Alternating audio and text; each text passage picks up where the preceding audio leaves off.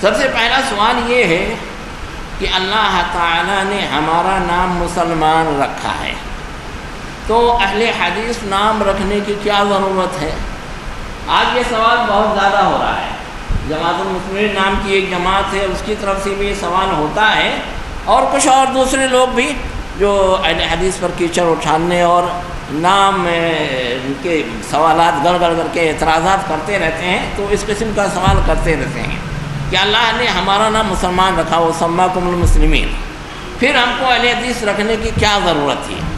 دیکھیے، یہ ایک حقیقت ہے کہ اللہ تبارک و تعالی نے ہم سب کا نام مسلمان رکھا ہے، بلکہ امت محمدیہ ہی کے لوگ مسلمان نہیں ہیں۔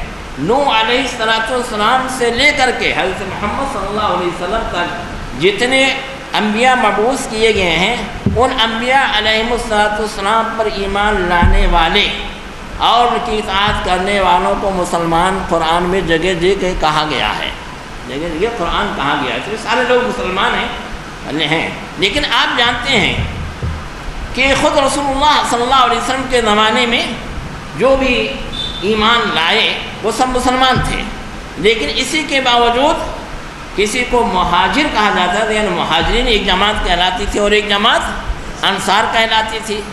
اگر یہ سب مسلمان تھے تو ان کا الگ سے مہاجرین اور الگ سے انصار نام رکھنے کی کیا ضرورت تھی؟ ظاہر ہے آپ یہ کہیں گے کہ ان کی خصوصیات کی بنا پر یہ نام رکھا گیا۔ چنانچہ جنہوں نے اپنا گھر بار چھوڑ کر کے دین کی خاطر سب قربانیاں دے کر کے ہجرت کر کے مدینہ منورہ تشریف لائے، ان کو مہاجرین کہا گیا، اور جنہوں نے ان لوگوں کی بھرپور مدد کی، ان کے لیے رہنے کا، ان کے کھانے پینے کا ہر طریقے سے جو ہے نظم کیا اور ان کی مدد میں کوئی کسر نہیں چھوڑی، تو ان کی اس خصوصیت کی بنا پر ان کو انصار کہا گیا۔ اسی طریقے سے آپ کو معلوم ہوگا کہ السابقون الاولون کے نام سے بھی بہت سارے صحابہ کرام معروف ہیں، اور یہ وہ مقدس اور بابرکت جماعت ہے کہ جن کو اللہ تبارک و تعالی نے رسول اللہ صلی اللہ علیہ وسلم پر بالکل ابتدائی ایام میں شروع دنوں میں ایمان لانے کی توفیق عطا فرمائی، شرف عطا کیا، جن کو السابقون الاولون کہا جاتا تھا۔ انہی میں آپ کو معلوم ہوگا کہ ایک جماعت ایسی تھی جن کو اصحاب صفہ کہا جاتا تھا، جن کو اصحاب صفہ کہا جاتا تھا۔ اسی میں ایک جماعت ایسی تھی جن کو قرہ کہا جاتا تھا، اور یہ ہوتا ہے کہ فلاں غزوے میں 70 کے قریب قرہ شہید ہو گئے۔ تو جب سارے لوگ مسلمان تھے تو ان کو مہاجرین، ان کو انصار، ان کو قرہ، ان کو اصحاب صفہ وغیرہ وغیرہ نام رکھنے کی کیا ضرورت تھی؟ اہل بدر، بدری صحابہ کرام، سب صحابہ ہیں، لیکن ان کو بدری صحابہ کرام الگ سے کہا گیا کہ نہیں کہا گیا؟ کہا گیا ہے، اور باقاعدہ کتابیں بدری صحابہ کرام کے بارے میں الگ سے لکھی گئی ہیں۔ کیوں نام رکھا گیا ان کا بدری؟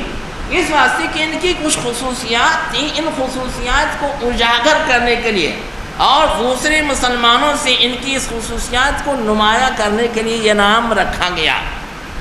ایسے ہی سارے مسلمان ہیں، لیکن اہل الحدیث کی ایک خاص خصوصیت ہے جس کی بنا پر ان کا یہ نام رکھا گیا، کیونکہ یہ حضرات ان کی پوری کوشش ہوتی ہے کہ کتاب و سنت کا زیادہ سے زیادہ مطالعہ کیا جائے، پڑھا جائے، پڑھایا جائے، اس کا درس ہو، اس کی روایتیں ہوں، اور پھر ان کے مطابق عمل کیا جائے۔ اہل الحدیث کی ایک خصوصیت ہے، یہ کتاب و سنت کو پڑھنے والے، پڑھانے والے، اس کے مطابق عمل کرنے والے اور اپنی زندگی گزارنے والے لوگ ہیں۔ چونکہ اہل حدیث یعنی کتاب و سنت کے ماننے والے، یہ جماعت جو ہے اس سے وصف میں دوسرے جماعتوں سے اور دوسرے مسلمانوں سے ممتاز ہے، اس واسطے امتیاز کے طور پر دوسرے لوگوں سے فرق کرنے کے لیے ان کا نام اہل الحدیث رکھ دیا گیا۔ اور جو ہے اس نام کے رکھنے میں کوئی اعتراض کی بات نہیں ہے۔ صحابہ کرام کو صحابہ کہتے ہیں، کوئی اعتراض کی بات ہے کیا؟ مسلمان ہیں وہ بھی، لیکن اس کے باوجود ان کو صحابہ کرام کہا جاتا ہے۔ تابعین کو تابعین کہا جاتا ہے، تبع تابعین کو تبع تابعین کہا جاتا ہے، بہت سارے ائمہ ہیں لیکن ان میں ائمہ اربعہ ہیں. دنیا میں بہت ساری کتاب ہیں مگر الکتاب قرآن کریم کو کہا جاتا ہے. اس طریقے سے کچھ خصوصیات کی بنا پر نام رکھے جاتے ہیں اور اس میں کوئی اعتراض کی بات نہیں ہے.